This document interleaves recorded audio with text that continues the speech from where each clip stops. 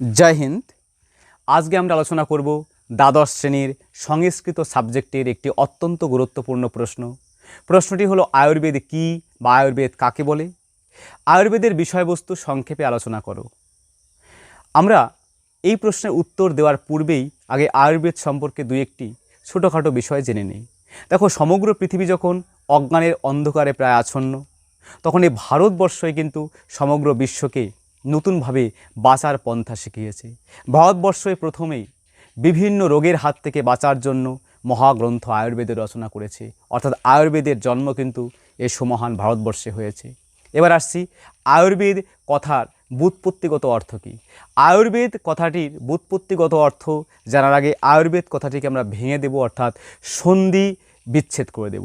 আয়ুর্বেদ কথাটির সন্ধি বিচ্ছেদ করলে হয় আয়ুষ আর বেদ। আয়ুষ কথার অর্থ জীবন, বেদ কথার অর্থ বিজ্ঞান, অর্থাৎ জীবনের বিজ্ঞানী হলো আয়ুর্বেদ। এই আয়ুর্বেদ অথর্ব বেদের একটি শাখাই বলবো আমরা, অর্থাৎ আয়ুর্বেদের উৎস গ্রন্থ কি?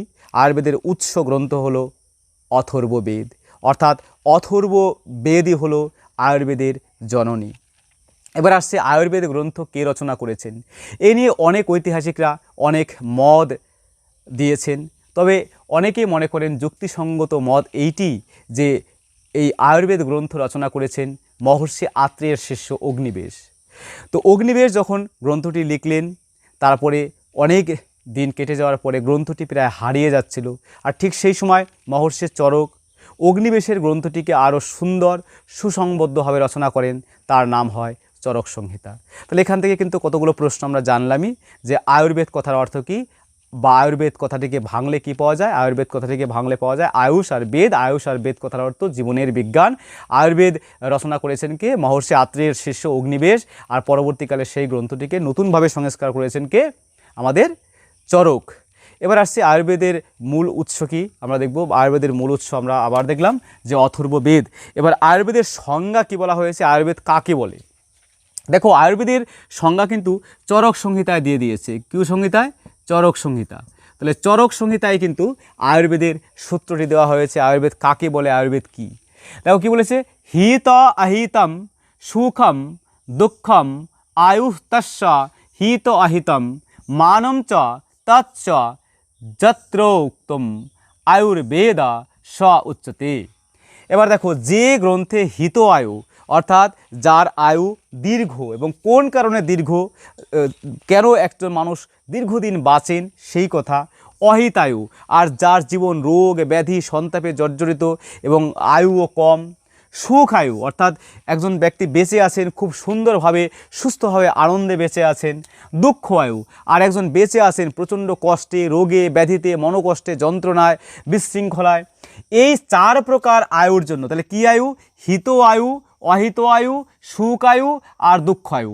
এই চার প্রকার আয়ুর জন্য হিতপথ্য, অর্থাৎ একটি মানুষকে দীর্ঘদিন বাঁচতে গেলে কোন ধরনের খাবার খেতে হবে তাকে বলা হয় হিতপথ্য, হিতকারী খাবার, অর্থাৎ হিতকারী খাবারকে বলা হয় পথ্য। আর অহিত, অর্থাৎ যে সমস্ত খাবার মানুষের আয়ু কমিয়ে দেয়, মানুষের রোগ ব্যাধি তৈরি করে, সেইগুলি এই আয়ুর মান এবং আয়ুর মানটা কেমন, বা এই আয়ু কিসের উপরে বেস করে তৈরি হয়, একজন মানুষ দীর্ঘদিন বাঁচবে না কম বাঁচবে, এটি কার উপরে বেস করে, অর্থাৎ প্রমাণ আর অপ্রমাণ, আর আয়ুর স্বরূপ কি, এই সব আলোচনা করা হয়, তাকে আয়ুর্বেদ বলে। এই সংজ্ঞাটা যদি লেখো তোমরা একেবারে 4-এ 4 পাবে, 1 নম্বরও কিন্তু কাটবে না। এবার সহজ কথায় লিখবে, যে শাস্ত্রে সুস্থ ব্যক্তির স্বাস্থ্য রক্ষা করা। তাহলে যে শাস্ত্রে সুস্থ ব্যক্তির কি?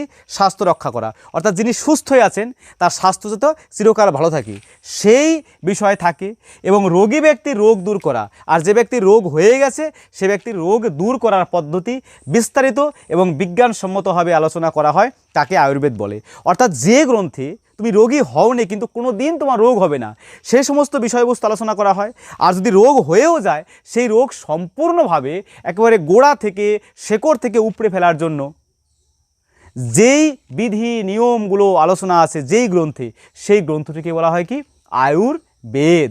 এবার আমরা দেখব যে আয়ুর্বেদের বিষয়বস্তু কী কী, অর্থাৎ আমরা দেখব মডার্ন মেডিকেল সায়েন্সে কী রয়েছে, অর্থোপেডিক রয়েছে, গাইনোলজিস্ট রয়েছে, তারপরে আমাদের মানে নাক কান গলার ডাক্তার রয়েছে, ডেন্টিস্ট রয়েছে, এই যে বিভিন্ন বিভাগ, নিউরোলজিস্ট রয়েছে, সাইকোলজিস্ট রয়েছে, বিভিন্ন যে ডাক্তার রয়েছেন মডার্ন মেডিকেল সায়েন্সে, এটা কি আয়ুর্বেদে ছিল? হ্যাঁ, জানলে অবাক হবে যে আয়ুর্বেদেও কিন্তু এই সমস্ত বিষয়গুলো ছিল। এবং আরও তোমরা বিস্মিত হবে, বর্তমান মডার্ন মেডিকেল সায়েন্সের চেয়ে অনেক গুণ স্ট্রং, অনেক গুণ বেশি জ্ঞানগর্ভ ছিল আমাদের আয়ুর্বেদ। কিন্তু কালের স্রোতে এবং পাশ্চাত্য যে ইংরেজদের আঘাত, আমরা দেখব ম্যাকেলে, বিশেষ করে ম্যাকেলের যে শিক্ষানীতি, সেই শিক্ষানীতি আসার পর ভারতবর্ষের শিক্ষা ব্যবস্থা যেমন ভেঙে পড়েছে, আর শিক্ষা ব্যবস্থা ভাঙার সঙ্গে সঙ্গে আয়ুর্বেদের যে শিক্ষা বা আয়ুর্বেদের জ্ঞান, সেটা কিন্তু যুগে যুগে হারিয়ে গেছে। আমরা দেখব অ্যালোপ্যাথ কি, ওষুধ খাওয়ার সঙ্গে সঙ্গে রোগ কিন্তু সেরে যায়, কিন্তু আয়ুর্বেদ এমন যে অ্যালোপ্যাথ কি, অ্যালোপ্যাথ দেখো খাওয়ার সঙ্গে সঙ্গে রোগটা কিন্তু আর দেখা যায় না, অর্থাৎ রোগটা অদৃশ্য হয়ে যায়, কিন্তু ভেতরে ভেতরে অনেক মারাত্মক রোগের সৃষ্টি করে অ্যালোপ্যাথি। কিন্তু আয়ুর্বেদ কি, আয়ুর্বেদ এমন একটি বিজ্ঞান, যে বিজ্ঞানকে যদি আমরা গ্রহণ করি তাহলে আমাদের ভাবিকালের রোগ তো হবেই না, আর যে রোগগুলো হয়েছেও সেই রোগগুলো একেবারে সমূলের শিকড় থেকে উপড়ে ফেলা যাবে। যাই হোক, তোমরা আয়ুর্বেদের সংজ্ঞাটা খুব ভালো করে মুখস্থ করবে, তোমরা স্ক্রিনশট নিয়ে নাও। এবার আয়ুর্বেদের বিষয়বস্তু আমরা টুকটুক করে আলোচনা করছি। এবার আমরা আলোচনা করব এই আয়ুর্বেদের যে বিষয়বস্তু বা কোন কোন বিষয়গুলো রয়েছে, সবগুলোই একটা একটা করে আলোচনা করছি। দেখো, এক নম্বরে আছে শল্য। শল্য কথার অর্থই আমরা দেখব যে অপারেশনের বিষয়গুলো রয়েছে, অর্থাৎ যে সার্জিক্যাল যে বিষয় রয়েছে, মানে সার্জারির বিষয় রয়েছে। দেখো, এবার আমরা আয়ুর্বেদের বিষয়বস্তু নিয়ে আলোচনা করব, অর্থাৎ কোন কোন বিষয়গুলো আয়ুর্বেদ গ্রন্থে রয়েছে। এক নম্বর শল্য, 2 নম্বর শালক্য, 3 নম্বর কায় চিকিৎসা, 4 নম্বর ভূতবিদ্যা, 5 নম্বর কৌমারভৃত্য, 6 নম্বর অগাধ, 7 নম্বর রসায়ন, 8 নম্বর বাজিকরণ। এবার শল্য কথার অর্থ হলো সার্জারি, অর্থাৎ যেই পার্টে, আয়ুর্বেদের যেই অংশে সার্জারির বিষয়গুলো রয়েছে, অপারেশনের বিষয়গুলো রয়েছে। কিছু কিছু রোগ রয়েছে, সেই রোগগুলো কিন্তু অপারেশন ছাড়া সারে না, খালি ঔষধ খাওয়াও, যে ট্রিটমেন্টে করো তাতে কিন্তু কাজ হবে না। যেমন হার্নিয়া যদি অত্যাধিক বেড়ে যায়, হাইড্রোসিল, অর্শ, ভগন্ধর, চোখের ছানি পড়া, এই সমস্ত ক্ষেত্রে কিন্তু অবশ্যই সার্জারি করতে হয়। এবং সেই সময় আমরা দেখব প্লাস্টিক সার্জারির কথাও কিন্তু বলা হয়েছিল, অর্থাৎ শরীরের একটা জায়গা থেকে মাংস কেটে নিয়ে অন্য জায়গায় সেট করার কথাও কিন্তু ছিল। অর্থাৎ শল্য চিকিৎসায় কী, শল্যতন্ত্রে কী রয়েছে, সার্জারির সমস্ত নলেজ সেখানে রয়েছে। কিভাবে অপারেশন করতে হবে, কিভাবে সেই রোগীকে সেলাই করতে হবে বা কাটতে হবে, কোন কোন যন্ত্র দিয়ে কাটতে হবে, কোন ধরনের কায়সি দরকার, কোন ধরনের ছুরি দরকার, কি সুতো দিয়ে বাঁধতে হবে, সমস্ত বিষয় কোথায় ছিল, শল্যতন্ত্রে ছিল। তাহলে শল্যতন্ত্র সম্পর্কে আমাদের আইডিয়া চলে আসলো। এবার দেখো শালক্যতন্ত্র। শালক্যতন্ত্রে আমাদের চোখ, কান, গলা, নাক এবং মুখের ভেতরে যে সমস্ত রোগগুলো রয়েছে, এই সমস্ত রোগের সম্পর্কে আলোচনা হয় এবং রোগগুলি কীভাবে সারানো হবে, কোন মেডিসিন প্রয়োগ করে, সেইগুলোর কথাও কিন্তু শালক্যতন্ত্রে রয়েছে। এবং কোন কোন খাবারগুলো খাওয়া উচিত না, কোন কোন খাবারগুলো খাওয়া উচিত, এই সমস্ত বিষয় রয়েছে শালক্যতন্ত্রে। কোন রোগ নিয়ে বলা হলো, চোখ, কান, নাক, গলা। তাহলে চোখ, কান, নাক, গলা আর মুখের ভেতরকার বিভিন্ন রোগ নিয়ে, এবং দাঁতের রোগ সম্পর্কেও কিন্তু আলোচনা রয়েছে কোথায়, শালক্যতন্ত্রে। এবার দেখো কায় চিকিৎসা কি। কিছু কিছু আনকিউরেবল ডিজিজ রয়েছে, যে সমস্ত রোগ মেডিসিনের দ্বারা সারে না, যেমন সোরাইসিস রয়েছে, মানে বিভিন্ন চুলকানি, বাতের সমস্যা রয়েছে, হাঁপানির সমস্যা রয়েছে, পিত্তাধিক্য রয়েছে। এই সমস্ত রোগগুলো কিন্তু দীর্ঘমেয়াদী ট্রিটমেন্ট করতে হয়, তাকে বলা হয় কায় চিকিৎসা। এই কায় চিকিৎসার মধ্যে অনেক কিছু রয়েছে, যেমন পঞ্চকর্ম রয়েছে। কি রয়েছে, পঞ্চকর্ম। এই পঞ্চকর্মের মধ্যে অনেকগুলো ভাগ রয়েছে, বমন, বিরোচন, সেদন, তারপরে রক্তমক্ষম, তারপরে স্নেহন, এই সমস্ত বিষয়, বমন, বিরোচন, সেদন, রক্তমক্ষণ, বস্তি। রক্তমক্ষণটা এর মধ্যে দরকার নেই, থাক। যে কি দেখব, বমন, বিরোচন, সেদন, স্নেহন আর বস্তি। এবার বলতে পারো দাদা এগুলো বুঝি না, এগুলো এখন তোমাদের বোঝার কোনো প্রয়োজন নেই, কারণ তাহলে আলোচনা দীর্ঘ হয়ে যাবে। আবার দেখে নাও, বমন, বিরোচন, সেদন, স্নেহন আর বস্তি কোথায় রয়েছে? আয়ুর্বেদিক গ্রন্থে রয়েছে। এটা কোথায় রয়েছে? কায় চিকিৎসায়, অর্থাৎ অসাধ্য রোগগুলিকে পঞ্চকর্মের মাধ্যমে সারানোর যে প্রক্রিয়া, সেগুলি কি? কায় চিকিৎসা। এবার ভূতবিদ্যা। ভূতবিদ্যা দেখো, যে সমস্ত মানসিক রোগ হয়, এই মানসিক রোগের হাত থেকে বাঁচার জন্য কোন ঔষধ প্রয়োগ করা দরকার, কেমন জীবনযাপন করা উচিত, কাদের সঙ্গে মেশা উচিত, কেমন খাবার খাওয়া উচিত, এই সমস্ত বিষয়গুলো কিন্তু এই ভূতবিদ্যার অন্তর্গত। এখানে ভূত, পেত, রাক্ষস এগুলো কিন্তু নয়। তাহলে ভূতবিদ্যার অন্তর্গত কি দেখলাম আমরা? বিভিন্ন ধরনের মেন্টাল ডিসঅর্ডার, মানসিক সমস্যার হাত থেকে কিভাবে বাঁচবো সেই চিকিৎসার কথা যেখানে বলা হয়েছে, অর্থাৎ মানসিক চিকিৎসার কথা বলা হয়েছে যেই শাস্ত্রে, সেটি হলো ভূতবিদ্যা। এবার আসছে আমরা কৌমারভৃত্য। এই কৌমারভৃত্য হলো শিশু চিকিৎসা।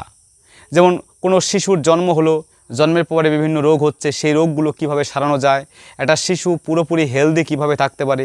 শুধু শিশু নয়, শিশু যখন একটা মায়ের পেটে বাচ্চা আসে, সে মা কেমন ধরনের খাবার খাবে, কেমন আচরণ করবে, কেমন সংস্কারের মধ্যে দিয়ে থাকবে, এই সমস্ত বিষয় কিন্তু রয়েছে কৌমারভৃত্যতে। তাহলে কৌমারভৃত্য কী বিষয়ক আমরা দেখব, যাকে চাইল্ড স্পেশালিস্ট বলা হয়। আমরা দেখব যে সমস্ত ডাক্তাররা অ্যালোপ্যাথি আছে, তো এই বিষয়টা কিন্তু কৌমারভৃত্যের বিষয়, অর্থাৎ শিশু রোগ সংক্রান্ত চিকিৎসা। শিশু রোগ সংক্রান্ত চিকিৎসা কি? কৌমারভৃত্য। তাহলে শিশু রোগ সংক্রান্ত চিকিৎসা কোথায় আছে? কৌমারভৃত্যে রয়েছে।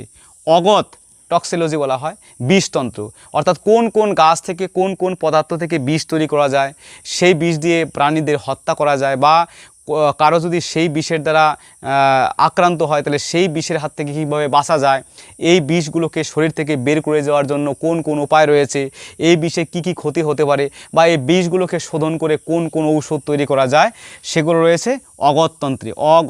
অগততন্ত্র। এবার রয়েছে রসায়ন। রসায়ন চিকিৎসা কি দেখো, তো আমরা দেখি আজকের দিনে চবনপ্রাশ, তোমরা অনেকে খাও চবনপ্রাশ, তো চবনপ্রাশের যে ঔষধটা, এইটা কিন্তু টোটালি এই রসায়নের বিষয়। অর্থাৎ যেই সমস্ত ঔষধি বা যেই সমস্ত চিকিৎসা পদ্ধতি দুর্বল ব্যক্তিকে সবল করে, যাদের রক্ত, মাংস, মজ্জা, মেদ কম আছে, এগুলোকে বাড়িয়ে তোলে, সেই চিকিৎসায় হলো কি? রসায়ন। তাহলে রসায়ন কি? রসায়ন হলো যেই চিকিৎসা তন্ত্র রস, রক্ত, মেদ, মজ্জাকে বাড়িয়ে তুলবে, একটি মানুষকে সুন্দর, সুডল, মসৃণ করে তুলবে, তাহলে এই চিকিৎসা পদ্ধতি কি? রসায়ন চিকিৎসা পদ্ধতি। তাহলে রসায়নের মধ্যে কি রয়েছে? বিভিন্ন রসের আলোচনা রয়েছে। রস, সেই রসের আলোচনা কোথায় রয়েছে? রসায়নের মধ্যে। এবার দেখব আমরা বাজিকরণ। তাহলে বাজি কথার অর্থ ঘোড়া, করণ মানে নির্মাণ, অর্থাৎ ঘোড়ার মতো শক্তিশালী তৈরি করা। অর্থাৎ যে ব্যক্তিদের ইনফার্টিলিটি হয়েছে, অর্থাৎ যাদের বন্ধ্যাত্ব দেখা দিয়েছে, হোক ছেলে হোক মেয়ে, কারো সিমেন উৎপন্ন কম হচ্ছে বা সিমেনের গতিবেগ কম, বা আমরা দেখব নারীদের ক্ষেত্রে ডিম্বাণু উৎপন্ন হচ্ছে না, এরপরে ইনফার্টিলিটি হয়ে যায়। তো এই ইনফার্টিলিটির হাত থেকে রক্ষা পাওয়ার জন্য কি কি করণীয়, কি কি ঔষধি প্রয়োগ করা উচিত, কিভাবে আমরা সুস্থ হতে পারি, এই সম্পর্কে যে জ্ঞান বিজ্ঞান রয়েছে যেই তন্ত্রে, সেই তন্ত্রের নাম হলো কি? বাজিকরণ। তাহলে তোমরা এই প্রত্যেকটা তন্ত্রকে একবার করে দেখে নেবে এবং খাতায় লিখে মুখস্থ করার চেষ্টা করবে। জয় হিন্দ, সুস্থ থেকো, ভালো থেকো।